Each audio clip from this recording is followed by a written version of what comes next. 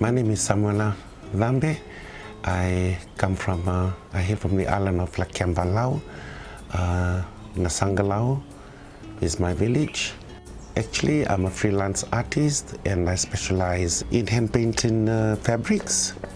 I do textiling, for example, screen printing to hand painting. Mrs. Kamkimata introduced me to this guy, and this guy, John Davy, he introduced the small earrings, which is just the small piece that could just hang under the lobe.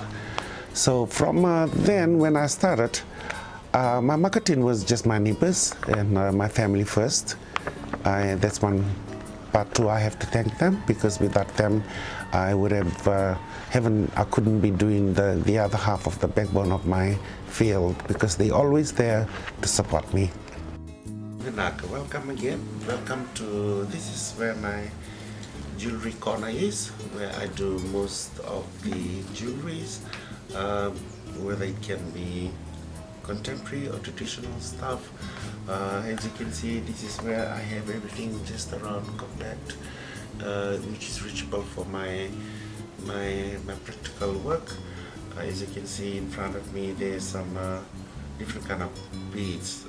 Mainly here are contemporary beads, which I work with, which is normally acrylic beads, glass beads, crystal, and stuff like that.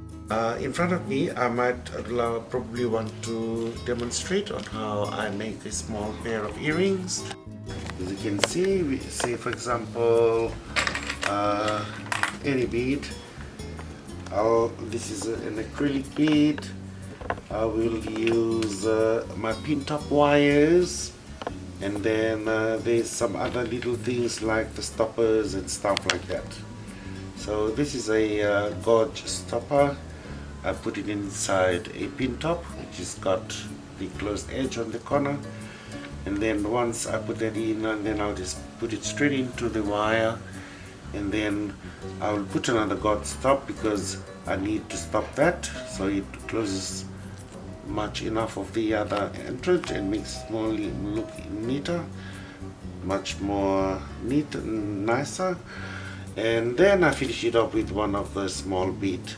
The small beads are one of my trademarks. As you can see, obviously all my jewelry has got the little beads on top of it. If you see any jewelry that's got a little beads, stuff like that, on all pieces, you'll know that that comes from me.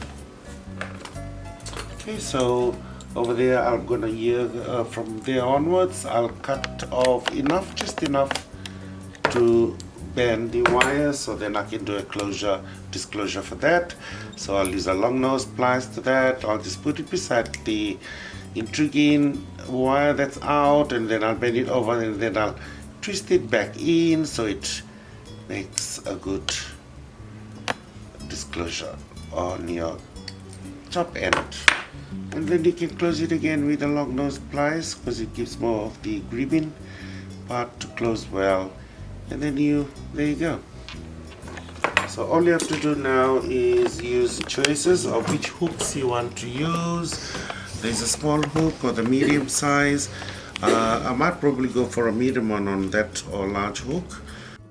So I will open up the hook side end part, and then I'll slide in the wire beaded bead. So there you go. That's the complete product of one of the earrings. Play around with how you position the shell, the sizes of it too. With the outlining, I'm not really worried. I do the outlining first, and then I'll fill the colors after.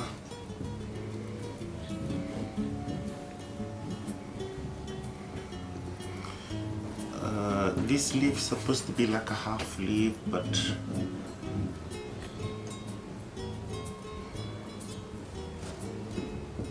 then half of this side and half of this side.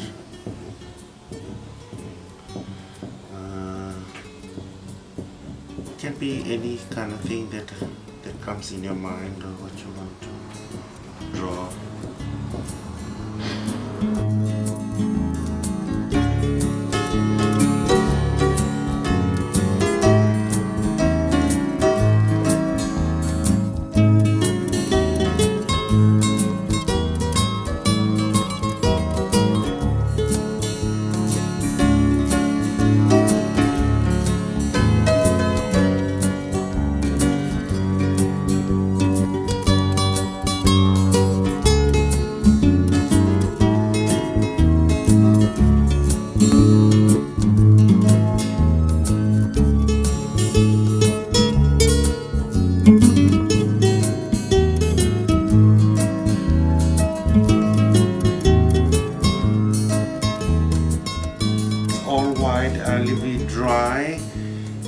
I start filling the browns.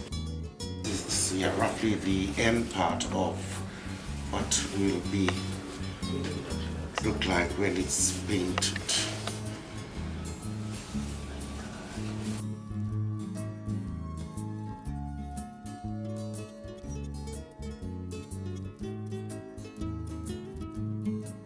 Some challenges through my journey.